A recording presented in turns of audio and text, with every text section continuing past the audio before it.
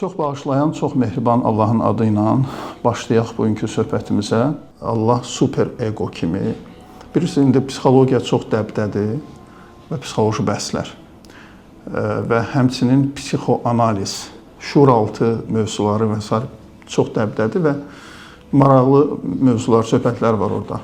Psixoanalizin banisi, ilk dəfə bu haqda danışan adamlardan biri, bəlkə də birincisi Freud, Sigmund Freud.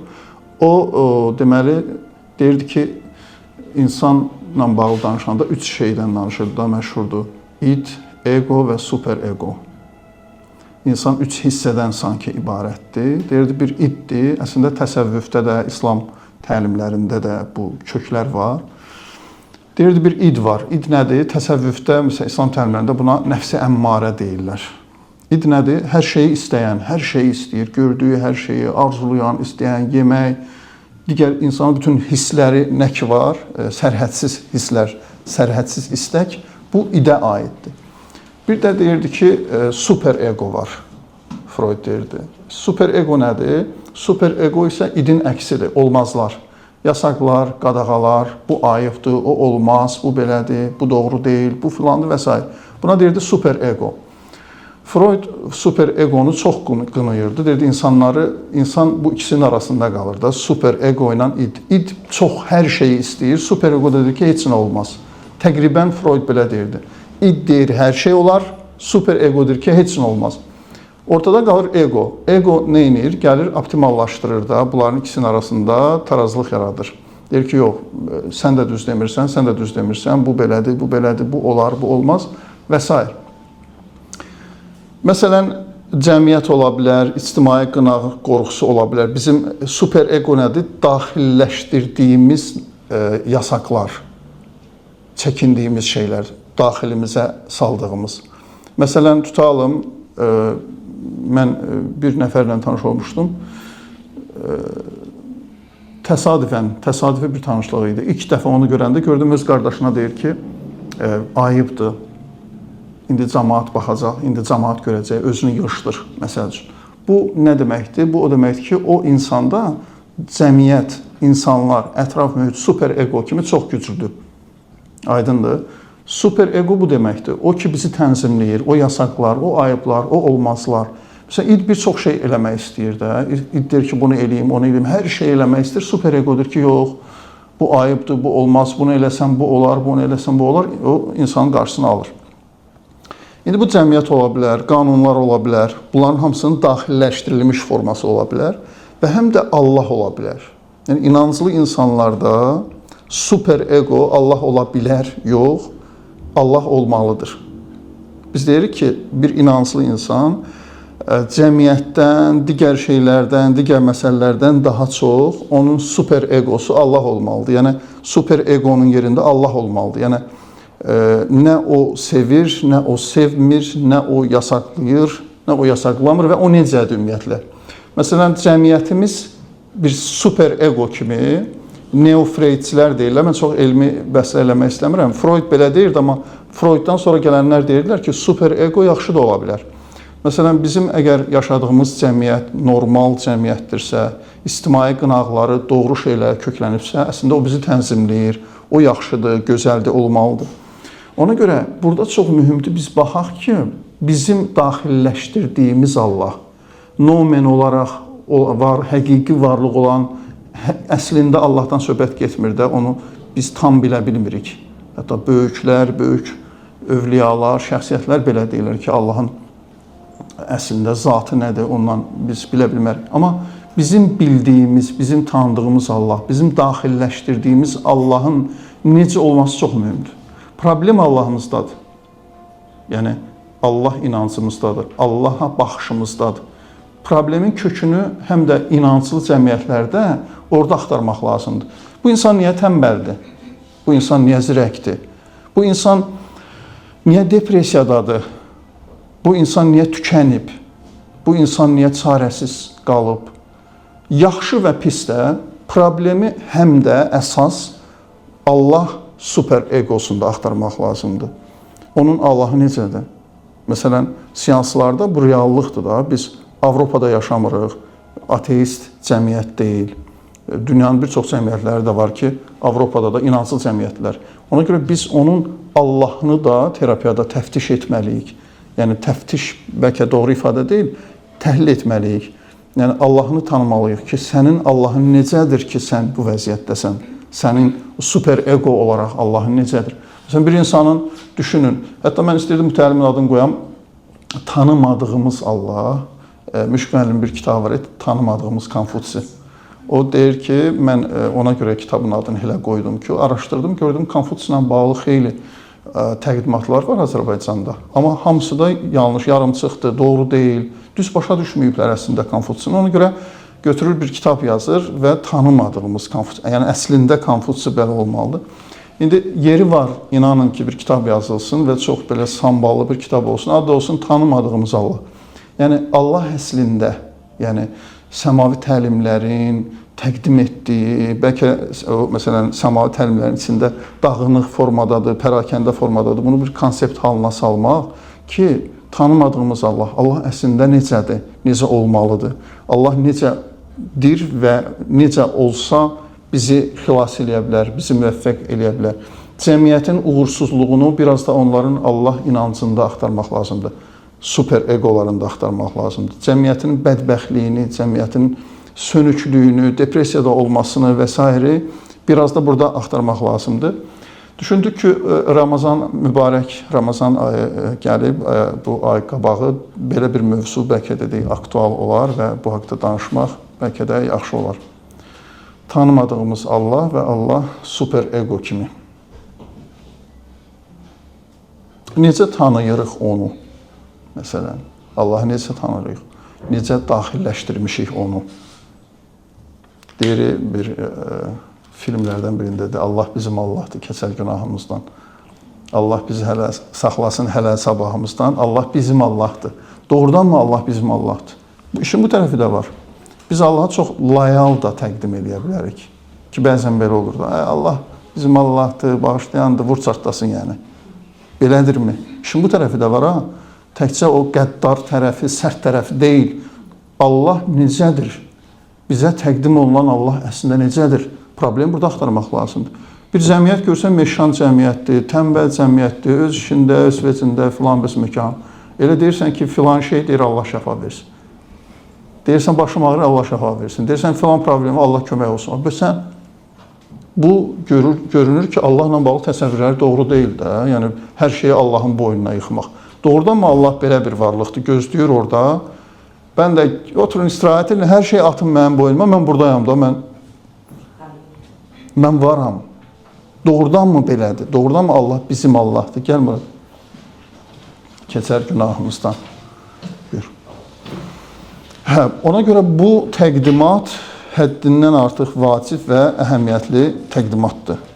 Allahın necə olması. Əvvəl bu tərəfdən başlayaq. Çünki daha çox mən terapiyalarımda işin bu tərəfindən rastlaşıram deyə bu tərəfdən başlayaq. Sonra bir neçə məsələ təqdim eləmək istəyirəm. Tanıdığım Allahla bağlı və oxuduğum, dərk etdiyim və həmçinin də hiss etdiyim qəlbimdə, yəni daxilləşdirdiyim mənim Allahım. Sanki mənim Allahımdan danışıram. Biz təlimlərimizin əvvəlində uşaqlarla bağlı bir təlimimiz vardı. Orada dedik ki, bu təlimin məqsədi uğurlu və xoşbəxt uşaqlar yetişdirməkdir. Təkcə uğurlu uşaqlar deyil. İndi araşdırmalar göstərir ki, xoşbəxt uşaqlar, onların böyük əksəriyyət, 99% uğurlu da olurlar. Müvəffəq də olurlar. Yəni, xoşbəxtlik çox əhəmiyyətli bir mövzudur. Əgər biz kökləniriksə uğura, xoşbəxtliyi yaddan çıxardırıqsa, burada müəyyən sıxıntılar ola bilir. Amma dünya doludur uğurlu və bədbəxt insanlarla. Uğurlu və bədbəxtlər. Ona görə bu çox mühümdür. Mənim Allahım üçün hansı əhəmiyyətlidir mənim Allahım üçün? İnsanın uğurlu olması, yoxsa həm də uğurlu və xoşbəxt olması. Bəzən təqdimatlar elə olur ki, məsələn, bizim indi terapiyalarda işlədiyimiz əsas mövzular nədir? O inanclı dostlar ki gələndə, dindar dostlar gələndə görür ki, ağır vicdan əzablarından gəliblər. Yəni, xütbələri dinləyiblər, xətibləri dinləyiblərdir ki, mən heç nəyəm, heç kiməm, çox mənasızam, Allahın ən pis bəndəsiyəm, Allah mənə baxmır belə, Allah mənə... Doğrudan mı bu belədir? Bütün bunlara baxmaq lazımdır. Bugün çalışacağım, onlara toxunam.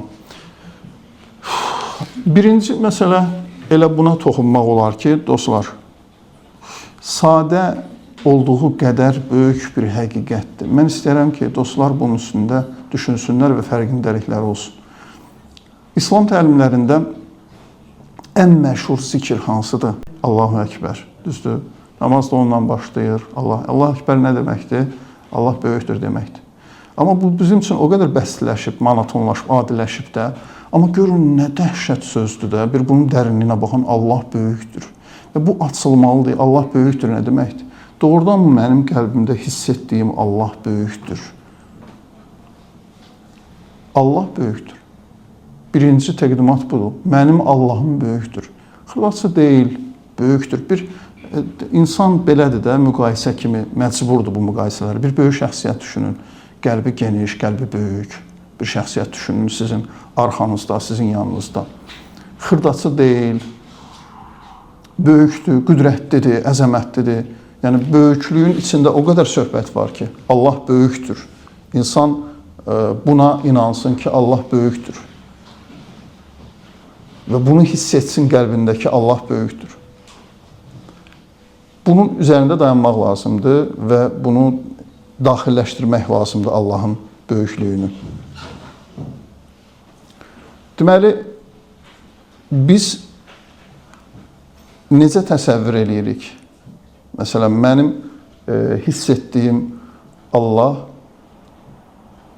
belə təqdim olunur ki, sanki Allah işi gücü bizi cəzalandırmaqdır da. Bir radar sistemi qurub və insanları güdür və harada tutacaq, cəzalandıracaq.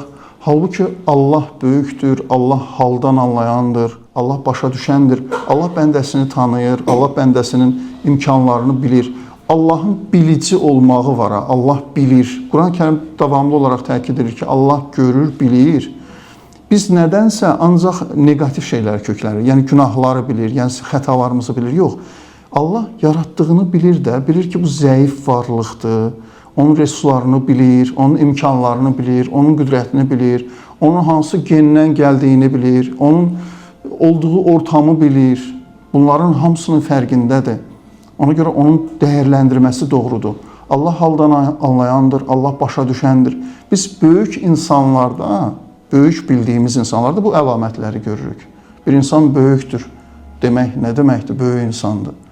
Falan kəs yaman qəlbi böyük insandır. Yəni biz nə görürük? Görürük ki, o mərhəmətlidir, başa düşəndir, anlayandır, hər xırda şeyi dərd eləməz, təqdir eləyəndir. Biz mübarək Rəcəb ayını keçdik. Rəcəb, Şaban, indi gəlir Ramazan ayı.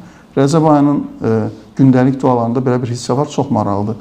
Mən həmişə dostlar, təkrar gələn dostlar bilirlər ki, həmişə təlimlərimdə təkid edirəm ki, Allah özünü nə ilə, hansı cəhətlərlə vəsf edirsə, əslində bizə də demək istəyir ki, siz də belə olun. Mən beləyəm müəllifiniz olaraq. Siz əsərim olaraq siz də belə olun, mənə bənzəyin. Məsələn, orada belə bir şey var, hissə var. Deyir ki, ey o kəs ki, aza çox verər. Yu'til kəsirə bil qalil, ərəbcəsi belədir. Aza çox verər. Yəni, az işi çox mükafatlandırar. Az zəhməti çox dəyərləndirər. Az diqqəti çox qiymətləndirər. Yəni, bir insan düşünün, belə bir varlıq düşünün, Allahın bəndəsi düşünün. Heç nə ilə doymur. Sən nə qədər diqqət göstərirsən, sən nə qədər lütf eləyirsən, nə qədər şey eləyirsən, nə qədər zəhmət çəkirsən, elə nəsə çatmır. Deyir ki, Allah belə deyil. Allah azı qiymətləndirəndir. Və yaxud Allah qədir biləndir. İnanca baxın, Quran-Kərimdə şəkur sözü var Quran-Kərimdə.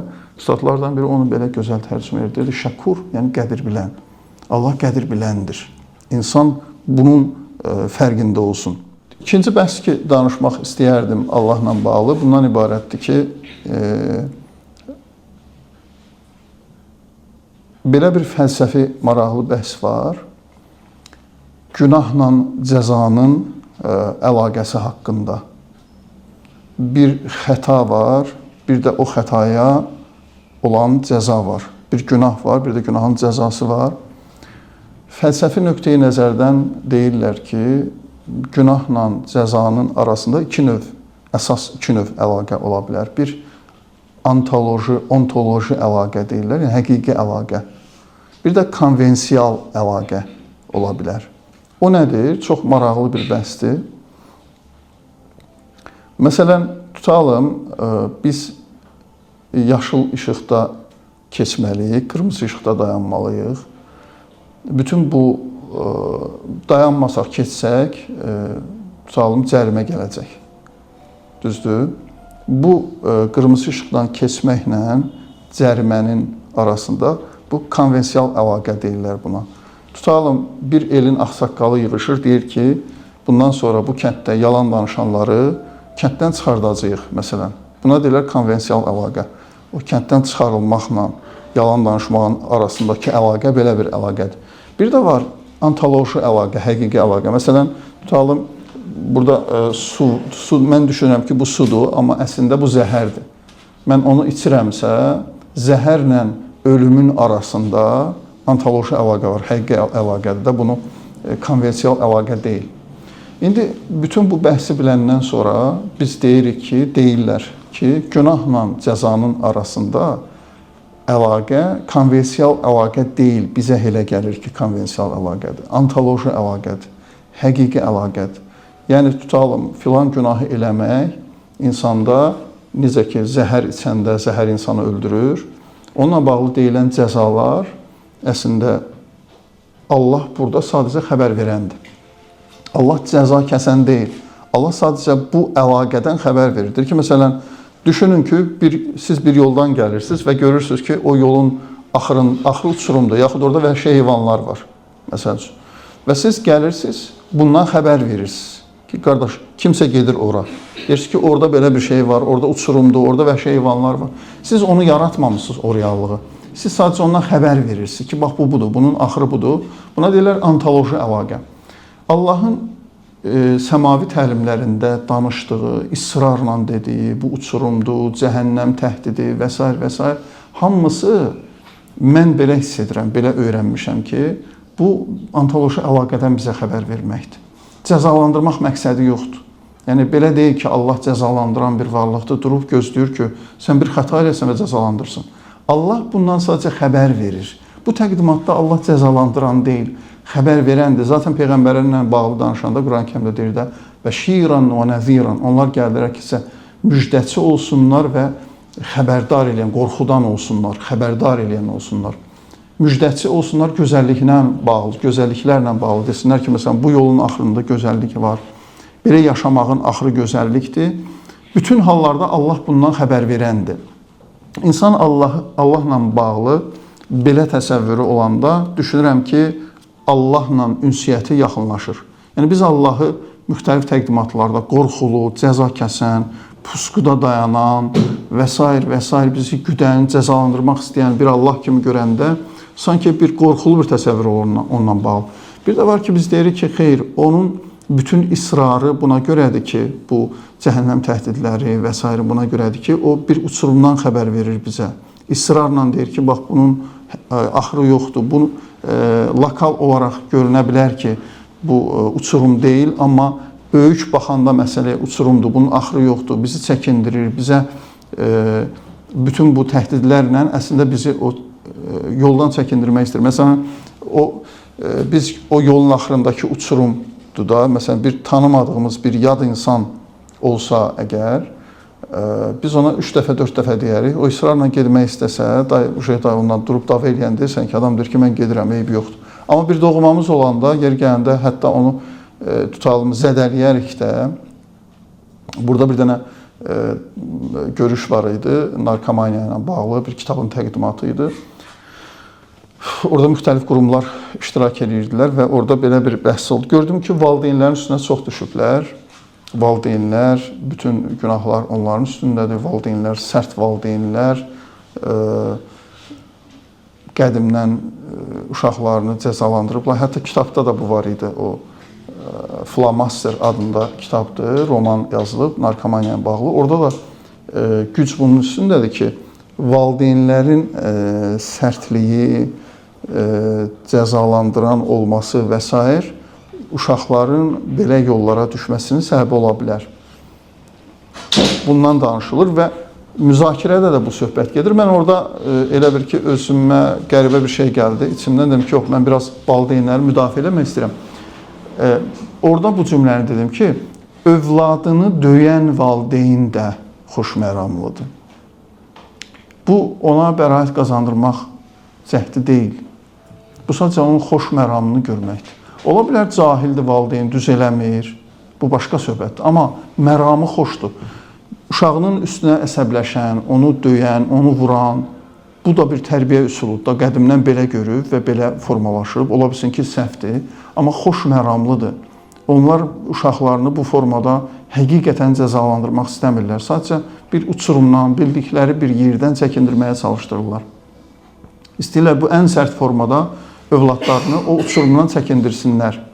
Ola bilər yanlışdır, amma əsas budur ki, məramları xoşdur, xoş məram var. İndi burada da söhbət nədən gedir? Bizim bir doğmamız olsa o uçuruma gedən, burada artıq sadəcə xəbər verməklə qalmayacaq da. Biz orada başlayacaq çox ciddi, hətta dediyim kimi bir şillə də vura bilərsən ki, ay bala, getmə də bura. Məsələn, Murad bunu deyəndə güldü. Murad, niyə belə olur? Görürsən, valideynlərin sərtliyini biraz da belə başa düşmək lazımdır da. Görürsən ki, deyir, o qədər görür, ciddi bir narahatlıq görür. Tutalım, sənin istifadə elədiyin hansısa vasitələrdə, telefonlarda, indi uşaqların daha çox problemi bununla bağlıdır da. Bəlkə də onu izah eləyə bilmir. Bəzən sözlər yetmir də izaha, düzdür. Biz qorxulu bir, dəhşət bir şey görmüşük. Məsələn, yuxunun fəlsəfəsi ilə bağlı bunu deyirlər, İradə xanım yaxşı bilər. İnsan niyə yuxu görür? Deyirlər ki, insan əslində yuxu nədir? Biz yuxuda bəzi şeylər görürük. Onu başa düşməyə çalışırıq. Məsələn, dəhşət bir şey görürük. Biz yuxuda od görürük, alov görürüksə, o demək deyil ki, həqiqətən deyir, alov görmüşük. Biz çox dəhşətli bir şey görmüşük. Sadəcə dəhşətlə bir insana çatdırmaq üçün dəhşətin olmasını biz hansı şeylərdən istifadə edirik? Oddan, alovdan. Biz gözəl şey görəndə yuxuda çox rahat, nəsə belə maraqlı bir həqiqət görmüşük. Onu beynimizə deyir ki, şuuraltımız şuurumuza su kimi, məsələn, dəniz kimi, çay kimi tərcümə edir. Yuxuda görürsən, su görürsənsə bu aydınlıqdır. İndi burada da belədir. Bəzən biz bəzi narahatlıqları sözlə ifadə eləyə bilmirik. Valideyn övladına başa sala bilmir ki, bu uçurumdur, bu problemdir, bu narahatlıqdır. Burada Allah cəzalandıran deyil, Allah daha çox xəbər verəndir. Allahı belə bir təqdimatda görmək və onun israrından da onun məhəbbətin şiddətini anlamaq. Bir dəfə, iki dəfə deyib qutarsaydı, yox, israrla insanı çəkindirir, israrla insanın yanındadır. Bu da onun məhəbbətinin şiddətini göstərir. Həzrəti Adəmin tarixdə var da, yəni səmavi mətnlər bunu bizə deyirlər. Həzrəti Adəmin nəsə yeməsi, indi bəzən deyirlər buğda yeyib, bəzən deyirlər alma yeyib, nəsə yeyib, qadağan olunmuş nəsə yeyir və cənnətdən qovulur. Sual, burada alma yeməklə, tutalım əgər alma yeyibsə və cənnət qovulub. Alma yeməsi ilə cənnətdən qovulmasının arasındakı əlaqə sizcə ontoloji əlaqədir, yoxsa konvensial əlaqədir? Da bunu bilirsiniz də izah elədik. Ontoloji əlaqə olub, yoxsa konvensial əlaqə olub? Adəm buğda yeyir və cənnətdən çıxır, cənnətdən qovulur. Bəzi alimlər deyirlər ki, ontoloji əlaqədir. Yəni, belə deyil, tutalım, bir cəza təyin olunmuşdu, yasaq qoyulmuşdu. O yasaqı da cəzası buydu ki, konvensial olaraq belə qərara gəlmişdi ki, kim bunu yesə cənnətdən qovulacaq. Ona görə yedi və cənnətdən qovuldu. Bu konvensial əlaqədir. Deyir, yox, belə deyil idi. Yəni, ontoloji əlaqə idi. Elə bir şey idi ki, o nə idisə, onu yeyəndə sən artıq cənnətdə qala bilmirdin. Bizim başa düşmədiyimiz bir səbəbə görə.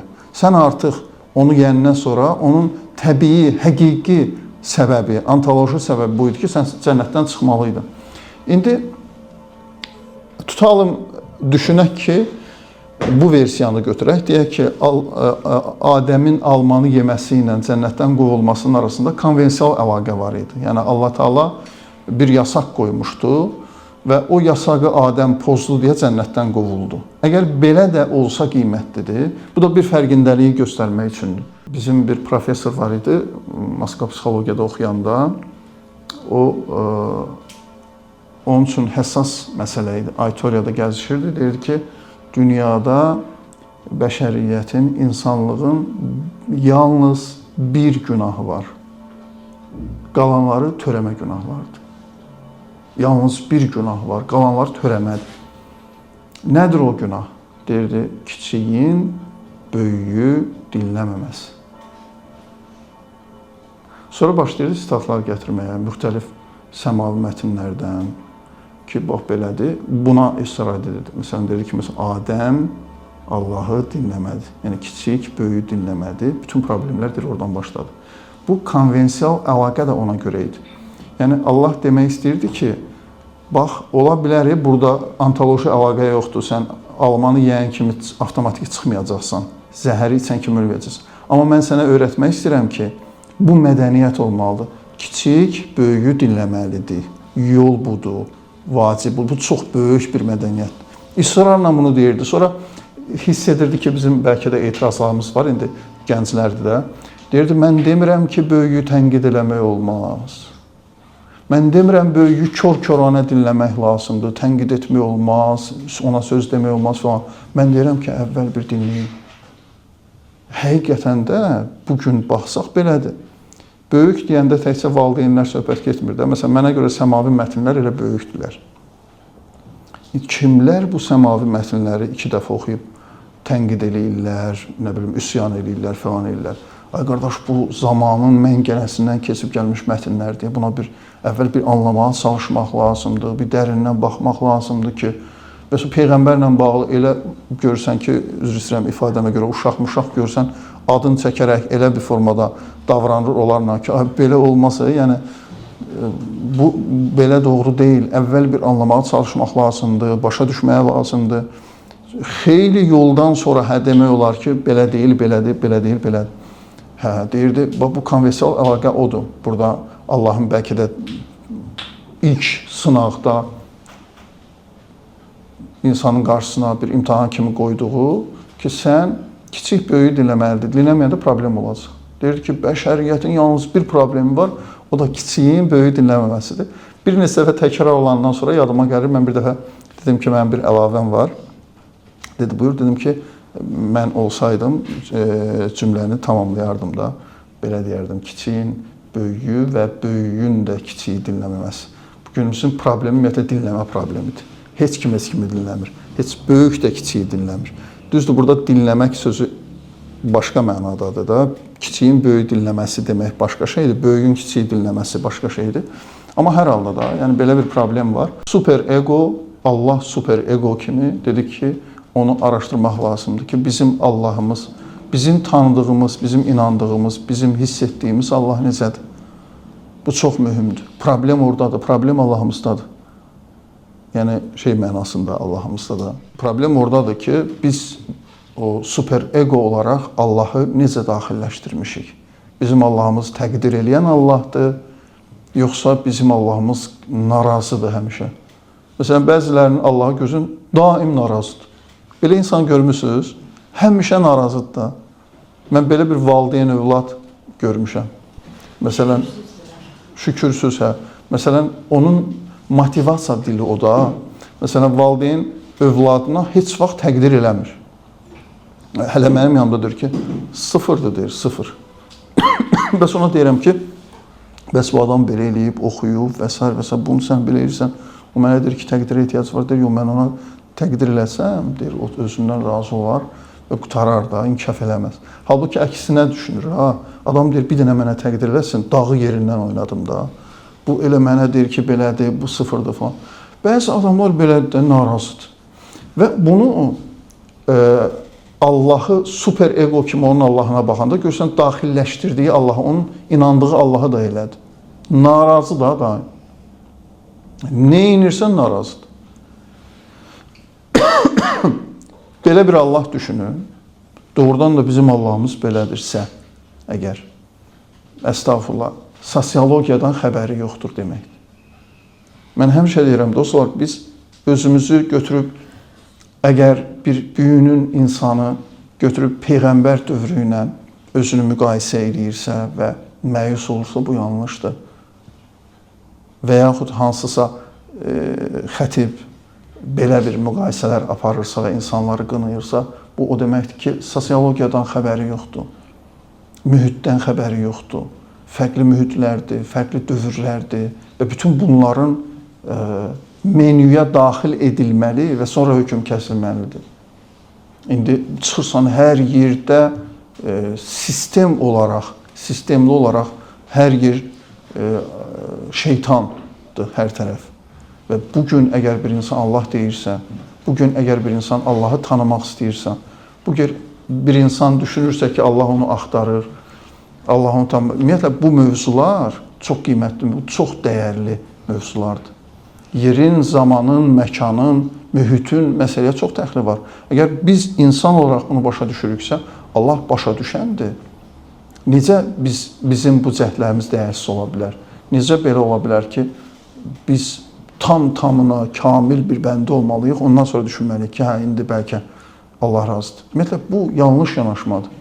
Allah özünü belə təqdim etmir. Biz görürük kitablarda, oxuyuruq, hiss edirik qəlbimizdə. Məsələn, səri'ər rıza Allahla bağlı var. Tez razı olan.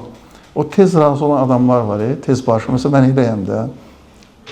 Filan, o qala bilmirəm də çox. Kimsə incidib, kimsə falan barışmaq istəyəndə. Adam var ki, görürsən, necə də tutur da özünü, təəccüblənirsən, süründürür də əməlli başlı. Adam da var, səri'ər rizadır, tez barışandır. Heç ağzından sən çıxmamış deyir, hə, tamam da olsun bu. Qutardı getdi. Deyir ki, Allah belədir, Allah tez barışandır.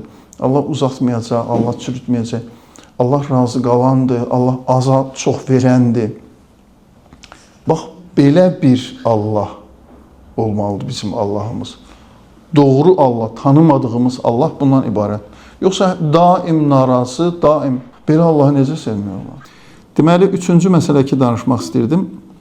Belə bir dənə qəşəng kitab var, Adaptiv liderliyin praktikası. Adaptiv liderliyin praktikası. Müəllif Ronald Heifetz. Əslində neçə müəllifdir, birlikdə yazıblar bu kitabı. Əsas müəllifi odur. Çox maraqlı, fərqli bir kitabdır. Liderliklə bağlı bu sahədə bilirsiniz, çoxlu kitablar yazılır indi müasir dünyamızda. Amma bu onların ən yaxşılarından biridir. Deyir ki, elə adı özü maraqlıdır, adaptiv liderlik. Deyir, müasir dünya çox sürətlə dəyişir deyə, lider indi statik yox, adaptiv, dinamik olmalıdır. Yəni, tez-tez vəziyyətə uyğunlaşa bilən. Çox maraqlı kitabdır. Məsələn, orada prinsiplər var da, liderliklə bağlı. O prinsiplərdən biri budur. Deyir ki, belə bir metafora ilə danışır. Deyir ki, bəli, deyir, lider hamı ilə birlikdə hansısa bir kampaniyada da, hansısa bir işçilərinlə birlikdə tutalım, rəqs eləyə bilər. Amma o arada çıxıb balkondan baxmalıdır. Bu çox, balkona çıxmaq, prinsipin adı belədir, balkona çıxmaq. Maraqlı metaforadır da. Deyir, hə, girib hamı ilə oynaya bilər təbii ki, amma arada çıxıb balkona baxmalıdır. Yəni, ümumiyyətlə, lider odur ki, bir kənardan proseslərə baxsın da, emosional olaraq proseslərin içinə girirsən, onlarla qarışırsan, kənardan baxa bilmirsən, kənardan baxmalıdır. Və orada bu müəllim, indi sağdır, yaşlı bir professordur, lideri ilə bağlı müxtəlif ölkələrdə təlimlər verir. Çox onun təlimləri maraqlıdır. Deyir ki, lider elə eləməlidir ki, bu bəhs əslində təsəvvüfdə də var, İslam təlimlərində xovf və rəca. Deyir ki, elə bir mühit yaratmalıdır ki, orada çox işçilər arxayınlaşmasın da, çox rahat, monoton bir mühitdə olmasın. Eyni zamanda o mühitdə gərginlik də, həyəcan da həddindən artıq olmasın. Bu ortamı qorumaq lazımdır. Dəyərli bir mütəxəssis var, Vygotsky. Pedagogikada onun maraqlı bir bəhsi var. Mən Kostyumlu Övliya kitabında parkda yazmışam. Vygotsky deyirdi ki, məsəl üçün, indi müasir təhsil onun üstündə qurulub. Vygotsky deyirdi ki, bir fiz var, yəni faktiki inkişaf zonası. O nə deməkdir? Məsələn, uşaq bu günləri nəyi rahatlıqla öyrənə bilirsə, bu onun faktiki inkişaf zonasıdır. Bir insan gedir məşq salına, rahat özü rahatlıqla hansı kiloqramı qaldıra bilirsə, tutalım 80 kiloqram. Bu onun faktiki inkişaf zonasıdır. Bir də var, deyir, yiz. yaxın inkişaf zonası. Bu nədir? Bu odur ki, o çəkidir ki, bunu adam rahatlıqla özü qaldıra bilər, məşqçinin köməyi ilə. Tam 80 sənin fizindirsə, 81, 82 sənin yizindir. Yaxın inkişaf zonasındadır. Vygotsky deyir ki, insan ancaq yaxın inkişaf zonasında inkişaf eləyir. Fizdə inkişaf yoxdur. Çevir tatı, vur tatı, çevir tatı, vur tatı. Bir də var ki, bunu mən əlavə etmişəm. UIZ. UIZ nədir? Uzaq inkişaf zonası. Məsələn, 90. Sən onu qaldıranda əzəcəksən də özünü. Sən 80, maksimum 80 qaldıra bilirsənsə, sən yaxın inkişaf zonan 81 deyil, 82 də 90 deyil, 100 deyil. Kostyumlu övliyada mən bunu belə əlaqələndirmişdim ki, mərhum ustad insanların, cəmiyyətin yizini tapmışdı. Onun danışdıqları nə fiz idi, çevir tatı, vur tatı, çevir tatı, vur tatı ki, bəzən belə görürük. Nə də uiz idi, elə bəhslər idi ki, heç kim deyir, bu nədir? Fəlsəf bəhs açmışlar ki, deyir, o şairin sözdə, sən oradan göydən danışırsan, burada məni yer aparır. Elə söhbətlər eləyir ki, çatmır, heç kimə aydın deyil, qaranlıqdır, yox. O yizi təyin etmək, cəmiyyətin yizini təyin etmək çox mühümdür. Bu, çox qəşəng bir bəstəsində əlavə bəlkə bu haqda danışmaq olar. Məsələn, mən dostlara deyirəm həmişə, deyirəm, dostlar, bir problem ki, gördünüz ki, bu uizdir, qaçın ondan. O sizi sındıracaq. Bir problemlə rastlaşdınız, təyin etdiniz ki, bu uizdir. Uiz dedik nədir? Sən qaldıra bilməyəcəyin bir şeydir də, çox ağırdır. O məhv eləyəcək, tükədəcək. Bəlkə də ola bilər, istisna kimi bütün qüdrətini vursan, onu qaldırarsan, amma dəyərmi yəni bu boyda həngamıya? Biz yizə baxmalıyıq, yaxın inkişaf zonamız. Biz iş görəndə də buna baxmalıyıq, həyatımızda da buna baxmalıyıq. Adi məsələn, futbola gedirsən, futbol üzərindən çox anlaşılandır. Düşünün ki, iki futbol komandası da oynuyorsunuz və qarşıdakı rəqib komanda sizin fizinizdir. Yəni, rahatdır da onunla oynamaq. 5 dəqiqədən bir qol, 5 dəqiqədən bir qol. Yaxında yazı çıxdı qarşıma, Yaşamaq sənəti kitabında, öz yazımda. Orada yazmışam bir dostumla bağlı. Təsəvvür edin ki, yalvarırdı rəqib komandanın oyuncularına ki, xahiş edirəm də bir yaxşı oyununda belə marağı yoxdur axı, elə dəqiqədən bir qol vururuq, dəqiqədən bir qol vururuq. Yəni, futbolda ən ləzzətli şey qol vurmaqdır. Amma orada 20 dənə qol vurursan, amma ləzzəti yoxdur da. Çünki ciddi bir şey deyil. O sənin fizindir. Deməli, rəqib komanda sənin fizindirsə, yenə maraqlı olmur. Rəqib komanda uizdirsə, məsələn, gəlib tutalım, İspaniyadan bir uşaqlar da yığışıb gəliblər. Elə 5 dəqiqədən bir vururlar, heç nədə sən durub qolları sayırsan sadəcə. Bunun da marağı yoxdur. Harada maraqlı olur? Axın vəziyyəti deyirlər buna, flow ingilislər deyir. Axın və insan harada axın vəziyyətində olur? Yaxın inkişaf zonasında. O komandadır ki, sən onu uda bilərsən də zoruna, Kərəm. Onu biraz güc vursan, 2-3 dənə kənardan oyuncular falan gətirsən, burada o maraqlı olur. Onda bir də axın vəziyyətindəsən və zamanın necə keçdiyi bilinmir. İnsan deyirlər ki, axın vəziyyətində olanda xoşbəxt olur. İndi bu haqda kitablar yazılır. Bir kitab var, elə adı belədir, Axın. Orada deyir ki, o insanların axın vəziyyətdə olduğu vəziyyətləri araşdırır. İnsan çox xoşbəxt olur da. Hər kəsin özünə uyğun axın vəziyyəti var. Mən, məsələn, yazı yazanda axın vəziyyətini bir də ayılıram ki, məsələn, saatlar keçib, fiziki olaraq ayaqlarım quruyub da, neçə saatda oturmuşsan, amma heç vaxtı hiss etməmişsən də, tutalım. İndi mütəxəssislər bunu araşdırırlar ki, necə edək ki, yaxşı bu axın vəziyyəti ara-sıra olmasın da bizim həyatımızda. Elə tətbiq edək ki, bütün həyatımız boyu axında olaq. Yizi tapmaq, təyin etmək çox vacibdir, dostlar. Problemlə bağlı, inkişafla bağlı, uğurla bağlı, dərslərlə bağlı, peşə ilə bağlı. O şey ki, sizin yizinizdir. Məsələn, biz tutalım mərkəz olaraq, bəzən bunu eləyirik. Tutalım, bilirsiniz, bizim qarşımıza qoyduğumuz yizlər müəyyən müddətdən sonra bizim fizimizə çevrilir. Məsələn, yeni layihələrdir falan. Sonra bir müddətdən sonra görür ki, biz çox rahatlıqla bunları eləyirik. Ujim adiləşdi. Biz artıq yeni yizlər təyin etməliyik. Tükənməmək üçün, sıxılmamaq üçün, darıxmamaq üçün yeni yizlər təyin etməliyik. Amma o izdən də qaçırıq.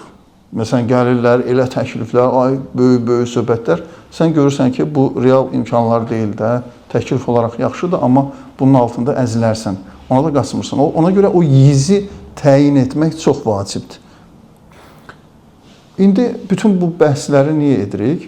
Ona görə ki, deyək ki, Allah da adaptiv liderdir. Hər kəsin özünə uyğun, imkanlarına uyğun, vəziyyətinə uyğun və o yiz qədər insanın boynuna. O Quran-Kərimdə bir ayə var, Allah heç kəsi öz yükündən artıq yükləməz. Belə bir ayə var da, bacardığından artıq yükləməz. Burada bacardığı mənə görə fiz deyil, yizdir. Yəni belə deyil, mənə elə bir yük Allah qoyacaq ki, mən onu rahatlıqla daşıyım. Bizim əgər gözləntimiz belə olsa, ki, onu mən rahatlıqla daşımalıyam, bu yanlışdır. Yox, Allah biləndir. Allah bilir ki, sənə elə bir yük qoysa, sən müəyyən müddətdən sonra sıxınacaqsan, yorulacaqsan, həyatın mantığı olacaq. Sənin yükün yizdə olmalıdır ki, sənin üçün maraqlı olsun. Ona görə bu kontekstdə başa düşürsən, övliyaların Allahdan çətinlik istəməsini, sıxıntı istəməsini. Çünki mövcud sıxıntılar, mövcud həyat tərzi artıq onun fizinə çevrilib, o biraz daha canlı yaşamaq istəyir, daha diri yaşamaq istəyir. Mənim özüm yadımdadır, elmi işimi mövzusu təyin olunmuşdu. Mən getdim etiraz eləməyə komissiyaya, onlar təəccübləndilər. Dedilər, bizə adətən müraciətlər belə olur ki, çətindir mövzu, yaza bilməyəcəm. Amma mən müraciət etmişdim ki, bu mövzu çox asandır da, bu məni böyütməyəcək. Neçə müddət buna vaxtımı keçirəcəm. Amma çox rahatlıqla, mən istəyirəm elə bir mövzu olsun ki, biraz məni incitsin də mövzu. Amma bu yiz budur. Və yaxud keçən podkastda bu haqda danışmışdım. Mənim başa düşdüyüm sədəqə odur ki, qəbul şərti. Sədəqənin ki, İslam təlimlərində var ki, sədəqə verin. Qəbul şərtlərindən biri mənə görə odur ki, insanın büdcəsinə təsir etsin. Büdcəsinə təsir etsin. Yəni, artığından, urtuğundan falan yox. Bir büdcəsinə təsir etsin də, insan ona görə bir dənə köynək az geyinsin, məsəl üçün, bir filan yerə daha az getsin. Gerçək şey budur. Yoxsa artıq urtuğundan deyən, o nədirsə, yaxşı şeydir əslində. O da gözəldir. Heç olmasa deyir, heçdən kösə yaxşıdır. Heç olmasa, amma əsl o standart, ilahi standartın sədəqənin odur ki, o insan biraz belə silkələsin də. Allah adaptiv liderdir. Allah insanı o gərginlikdə saxlamaq istəyir ki, o gərginliklə insanı çöktürməsin, yəni sındırmasın mənasında. Nə də insanı şey eləməsin də, darıxdırmasın. Darıxmamalıdır. Görürsünüz, insanın boynuna bəzi şeylər qoyub da, insanın boynuna qoyub ki, həqiqəti müdafiə eləməlisin. Mən bəzən deyirəm çıxışlarımda ki, bu da Allahın lütfüdür. Yoxsa insan neynəsin, darıxarsan axı, gəlmişsən, sənə bir missiya da verir ki, sənin belə bir misyan var da, sən həqiqəti müdafiə eləməlisən, zülmlə mübarizə aparmalısan. Mənim yazılarımdan birinin adı belə idi. Allah dünyanı insanla birgə yaradır. Bu, zahirdə belə şəriklik kimi görsənir, bir qorxuluq səslənir. Amma biz oxuyanda görürük ki, həqiqətən də belədir. Allah bizi insanı göndərir zülmün üstünə. Allah deyir, sən yaratmalısan, sən qorumalısan falan.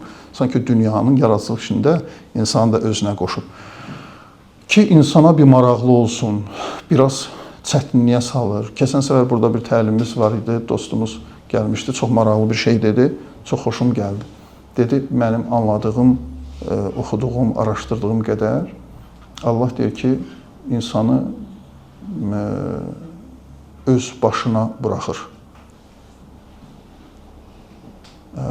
Öz başına buraxır, amma bunun bir fəlsəfəsi var. Ki, Allah insanı ona görə öz başına buraxır ki, bir yerdə nəzarətdədir, nəzərindədir. Yəni, zahiri plasda ona görə öz başına buraxır ki, o insanın öyrənmə dili çətinlikdir. İnsan hətta özünü belə öyrənmək üçün çətinliyə düşməlidir. Nə qədər ona desən ki, sən belə, sən bacararsan, sən filansan, o bilməyəcək. O kənar müdaxilə olmamalıdır ki, o başa düşsün ki, mənim nə boyda imkanlarım var imiş da. Yəni, Allahın bəndəni öz başına buraxması bəzi situasiyalarda, o da mərhəmətindən doğur. Ki, insan görsün öz gücünü, öz qüdrətini görsün. O oradadır. Ciddi sapma olsa müdaxilə eləyəcək. Amma o qədər dərindir ki, bu məsələ, bəzən insanlar elə bilir, yoxdur. Keçən təlimlərdən birində danışmışdım. 9-cu mərtəbə kitabını görürəm, orada da yazmışam. Bunu deyim, sözümü yekunlaşdırıram. Bəzən elə olur ki, o həddə olur ki, bu müdaxiləsizlik. Bəziləri elə bilirlər ki, ümumiyyətlə o yoxdur. Bilmirəm, dostlar oxuyub ya yox. Danışmışam çıxışlarımda da PBL metodundan. Tibbdə bir yeni metoddur. Əslində çox da yeni deyil, bir əsr tarixi var. Yaxında oxudum ki, Azərbaycanda gəlib o sistem. PBL, yəni problem mərkəzli öyrənmədir. Tibb tələbələri qəbul olurlar universitetə. Düşünün, Murad, çox maraqlı bir sistemdir. Universitetə qəbul olub tibb tələbəsi və ona heç bir mühasirə oxunmur, heç bir dərs verilmir. 6-7 nəfərlik qruplara ayrılırlar bunları və sadəcə bunların hər qrupun başında bir fasilitator var. Yəni bələdçi. Fasilitator, yəni bələdçi var. Və bunlara real pasiyent göndərirlər. Sən universitetə qəbul olubsan ki, tibbi oxuyasan, qruplara ayrılır, xəstə gəlir, real xəstə gəlir. Məsələn, təngi nəfəsliklə gəlir. İndi sən buyur, indiyəcən bildiklərindən, nə cürsə bir araşdır. Bu təngi nəfəslik niyə ola bilər? Ürək problemidir, ciyər problemidir, nədir, necədir? Fasilitator da nəzarət edir. İndi görün, standartında nə yazırlar? Deyirlər ki, ən möhtəşəm fasilitator odur ki, ən az müdaxilə etsin. Ən az. Və müdaxilə edəndə də himlə, işarə ilə, sualla. Yəni, kesin bu yana özüm eləyəcəm, kim yox. Belə yox. Mən bir qəşəng yazım var yaşamaq sənətində. Orada Allah bütün balaları saxlasın. Bəlkə siz də görmüsünüz. Uşaq vaxtı qızım gəlirdi. Almasını uzadırdı mənə. Deyirdi, ata dişdə yol aç mənə. Da yeyib bitirmə də. Mən o yazıda yazmışam ki, biz də bəzən suallarımızı müəllimlərimizə bu məqsədlə verirdik ki, dişdə yol aç. O müəllim götürüb yeyirdi almam. Qaytar da almam. Mən sənə onu verməmişdim, bax sən yeyəsən. Yəni sən bütün suala tam cavab verməməlisən. Yol açmalısan ki, qalanım mən gedim də özün. Hə. İndi burada fasilitator deyir ki, ən möhtəşəm fasilitator odur ki, ən az müdaxiləsi var. Müdaxilə eləyəndə də çox ciddi sapma görəndə bir sual verər, bir him işarə eləyər və s. Bunu oxuyanda ilk dəfə çox maraqlı beynimə gəldi ki, sən nə möhtəşəm fasilitatorsan ilahi. O qədər müdaxilən azdır ki, bəziləri sənin ateistin olur. Bəziləri düşünür ki, sən yoxsan, amma sən varsan, sən görürsən, sən müdaxilə etmirsənsə, bu demək ki, sənin gücün çatar bəndən. Bunu sən özün eləyə bilərsən. Bu fərqindədir ki, Allah hər şey onun gözünün qabağındadır. Onun müdaxilə etməməsi falan bir başa. Bu deməkdir ki, o sənə güvənir. Hələ də yol var, hələ də işarə var. Bax, belə bir super ego, Allah super egosu insanda, bəndə də bu formada olsa ki, o adaptivdir, o ən möhtəşəm fasilitatordur. Onun müdaxilə etməməsi, onun belə kənarda durması belə mərhəmətindən doğur. İnanın ki, bu belədir. İnanaq ki, bu belədir. Və bizdəki hansısa potensial açılmalıdır. Hansısa imkanımız, hansısa qüdrətimiz aşkarlanmalıdır o çətinlikdə. Və insanlar belə olurlar. Həqiqətən də o çətinlikdə insan öz başına qalanda görürsən ki, bir yol tapır, bir yol açır və qüdrət çıxır ortaya. Məşhur bir hekayə və bayaqdan elə söyləmişəm, qurtarıram. Amma bu dəfə doğrudan qurtarır. Deməli, bir nəfərlə bağlı Joseph Navak motivasiya kitablarında bu adamın haqqında yazılır. Joseph əslində bizim Yusifdir də, indi gedib Avropaya olub Joseph. Joseph Navak yazırlar ki, Silsilə Restoranlar şəbəkəsinin rəhbəridir və öz hər ofisində, bütün şəbəkələrdə onun divarda kəpənək şəkli var. Niyə kəpənək? Bunun hekayəsi belədir ki, bir gün bəli, Jozef çox pis vəziyyətdə imiş, gənc vaxtlarında ailəsi dağılıb, atası, anası ayrılıb, təhsilini yarımçıq qoyub, çox dəhşətli bir vəziyyət, sevgilisindən ayrılıb, işlədiyi yerdən də dəfələrlə qovulub. İndi axırıncı bir restoranda işləyir. Orada da müdiriyyət deyib ki, dayı neynə bu gecə qal padvalda, sabah yığışdır şələv-şüləvi. Belə. Bu da padvalda, zirzəmidə özü üçün, orada taxta filan belə şeylər olur da zirzəmidə. Orada görür ki, barama qurdunu görür. Jozef görür ki, bir barama qurdu. Bilməm, o prosesi görmüsünüz, necə o yumurtasından çıxmağa çalışır da, o maraqlı bir izləyib, maraqlı. Baxır, görür ki, əlləşir, çıxmağa çalışır, çıxa bilmir. Öz hekayəsi gəlir gözünün qabağına, deyir, mənə kömək eləyən olmadı, belə çabaladım, filan. Amma deyir, mən sənə kömək eləyəcəm. Durur ayağı, kömək eləyir, o kəpənəyi dartır, o yumurtanın içindən çıxardır. Qoyur, görür ki, belə nəsə ləs kimi qalıb da belə, deyir ki, indi birazdan yəqin şey olar. Gecəni yatır, səhər durur, görür kəpənək ölüb. Çox narahat olur, girir, burur, araşdırır filan. Məlum olur ki, sən demə, kəpənəyin, barama qurdunun kəpənəyə çevrilməsi üçün o əzabları, o çabaları, əzələlərinin formalaşması üçün, qanadları üçün çox həyati əhəmiyyətli imiş. Lazım imiş ona o. Mən ona kömək eləmək istəmişəm, onu öldürmüşəm. Məsələ budur. Və ona görə o başa düşür ki, mən elə gözləyirəm hamıdan, ondan, bundan, bu əziyyətlərin, bu çabaların mənasız olduğunu düşünürəm, fikirləşirəm, niyə axı mən belə, filan. Başa düşür ki, bu çabalar əslində lazımdır mənim möhkəmlənməyim üçün. Mənim bir pasiyentim vardı, Murad yaşında olan idi. Bir gün mənə yazdı ki, müəllim, görüşmək istəyirəm, bir şey tapmışam. Mən ona həmişə deyirdim ki, həyatında yaşadığın çətinliklərə konstruktiv yanaş, işığı tap. Gör, nə var orada, o mesajı tap, o sözü tap, o fəlsəfəni tap. Gəldi danışmağa, təsəvvür edin, dostları ilə birlikdə qəbul alıblar Kanadaya oxumağa. Və bu sevinir dəhşət və bir şeyi başa düşdüm. Nədir? Bu həmişə şikayətlənirdi ki, mənə 9-10 yaşlarından atasını itirib və anası ev işlərinə gedirmiş filan. Bu da balaca bir qardaşı var imiş. Deyir, müəllim, mən 10 yaşından artıq yemək pişirməyi öyrənmişdim, ev təmizləməyi, məcbur da, ana gedir, qalıram. Və deyir, indi mən başa düşdüm, siz mənə həmişə deyirsiniz, buna tap filan. Nədir, nə başa düşdüm? Sən deyir ki, baxdım tələbələr, uşaqlarda, onlar imtina edirlər, kanal deyirlər, biz gedib buradan ağa yazıq tək, bunun yeməyi var, bunun o birisi var falan. O mənim üçün o qədər rahatdır. Yəni, anasız qalmaq, yemək pişirmək, başa məni buna hazırlanmışam da, getdim, sən tələbə oldu.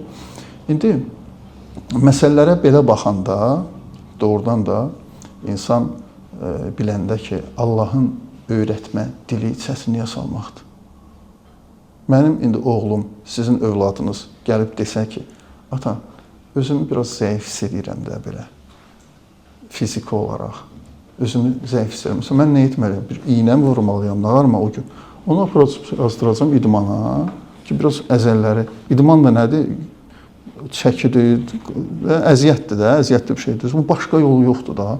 Sən möhkəmlənmək istəyirsənsə, sən yolu budur, bundan ibarətdir. Biz Allaha deyir ki, ilahi məni böyüt. Tamam. Böyümək istəyirsən. Çətinlik falan. Ona görə isə dualarına fikir vermək lazımdır. Mən həmişə deyirəm, dostlar, namaz qılan dostlar deyirəm, gündəlik biz deyirik ki, İhdinəs sıratal müstəqim, bizi doğru yola yönəldir. Belə bir maraqlı Yapon atalar sözü var, deyir ki, doğru yol əsla düz yol deyil. Nahamar yol, notarası, doğru yol, kitabda var, doğru yol heç vaxt düz yol deyil də. Deyirəm, siz hər gün qarış edirsiniz, gün kimi gedirsiniz də, yox Allah, mən doğru yola yönət, sən özü çala-çura salmaq istəyirsən, bax, diqqətli ol. Sən dediyin ilahi israrla Allahdan böyümək istədin ki, bu lazımdır, bu demək deyil ki, istəməyək. Sadəcə bilmək lazımdır ki, Allahın öyrətmə dili çətinliyə salmaqdır. Allahın öyrətmə dili budur, çətinliyə salmaqdır. Çətinliyə salacaq, izləyəcək. O yerdə ki, görəndə həqiqətən sənə bir müdaxilə lazımdır. Orada onun müdaxiləsini hiss edəcəksən.